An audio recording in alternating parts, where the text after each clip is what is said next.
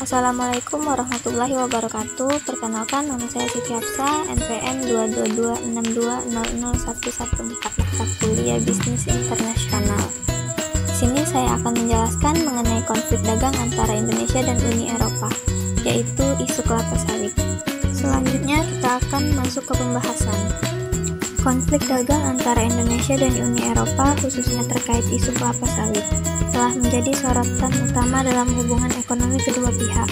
Ketegangan ini berakar dari kebijakan Uni Eropa yang dianggap diskriminatif terhadap produk kelapa sawit Indonesia, yang merupakan salah satu komoditas ekspor utama negara tersebut.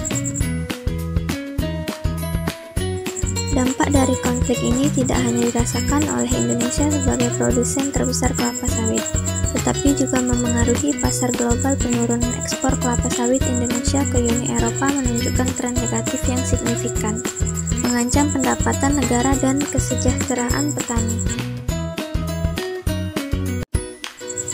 Isu lingkungan dan kebijakan proteksionisme.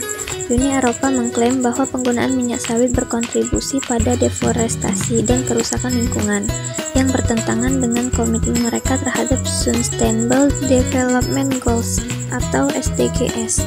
Indonesia di sisi lain menilai bahwa larangan ini adalah bentuk proteksionisme yang merugikan industri kelapa sawitnya. Dalam upaya melawan kebijakan ini, Indonesia telah menggugat Uni Eropa di Organisasi Perdagangan Dunia atau WTD dengan argumen bahwa perlakuan diskriminatif tersebut tidak sesuai dengan ketentuan perdagangan internasional. Faktor penyebabnya sendiri adalah salah satu permasalahan perdagangan yang melibatkan Indonesia adalah sengketa dagang dengan Uni Eropa terkait ekspor kelapa sawit. Pada tahun 2018, Uni Eropa mengesahkan kebijakan yang membatasi penggunaan kelapa sawit dalam biodiesel yang disebabkan oleh isu lingkungan, terutama deforestasi yang diduga terkait dengan industri kelapa sawit. Uni Eropa menilai bahwa kelapa sawit menyumbang besar terhadap kerusakan hutan tropis dan perubahan iklim. Mereka mengusulkan untuk melarang penggunaan minyak kelapa sawit dalam bahan bakar biodiesel pada tahun 2030. Bagi Indonesia yang merupakan produsen kelapa sawit terbesar di dunia, kebijakan tersebut dianggap merugikan karena akan memengaruhi ekspor dan pendapatan negara dari sektor kelapa sawit. Indonesia menilai bahwa kebijakan tersebut tidak berdasarkan pada fakta yang objektif dan menganggapnya sebagai bentuk diskriminasi terhadap produk kelapa sawit yang berkelanjutan. Dampak bagi Indonesia. Konflik dagang ini berpotensi menurunkan volume ekspor kelapa sawit Indonesia ke Uni Eropa. Kelapa sawit merupakan komoditas penting bagi Indonesia, dengan kontribusi yang signifikan terhadap ekonomi, lapangan pekerjaan, dan kesejahteraan petani kecil. Penurunan permintaan dari pasar Uni Eropa dapat memengaruhi perekonomian Indonesia, termasuk penurunan pendapatan petani kelapa sawit dan hilangnya lapangan pekerjaan di sektor terkait.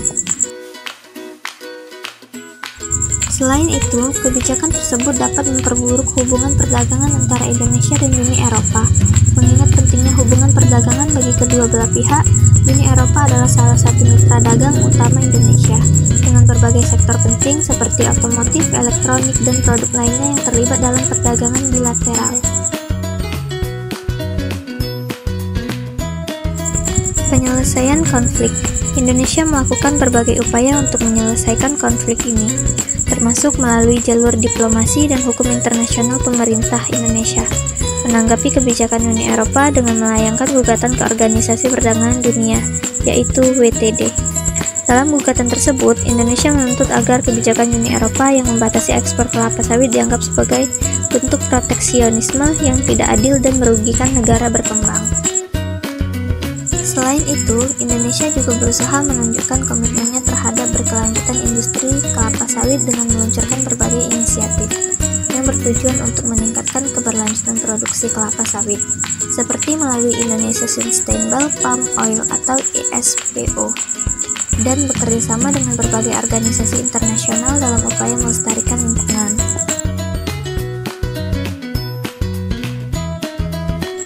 Sebagai langkah lanjutan, Indonesia juga berupaya untuk diversifikasi pasar ekspor kelapa sawit dengan menjalin kerjasama dagang dengan negara-negara lain seperti China, India, dan negara-negara di Timur Tengah untuk mengurangi ketergantungan pada Uni Eropa.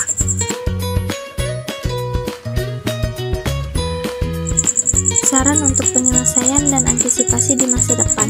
Dialog multilateral. Indonesia perlu terus memperkuat dialog dengan negara-negara Uni Eropa dan organisasi internasional dalam rangka mencari solusi yang lebih adil terkait isu berkelanjutan kelapa sawit.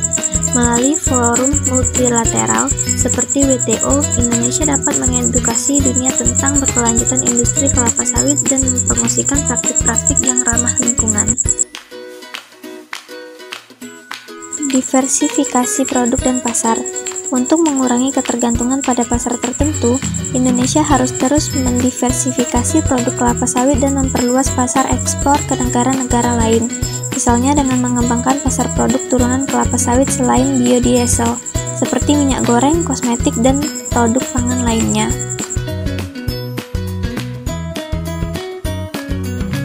Peningkatan praktik berkelanjutan.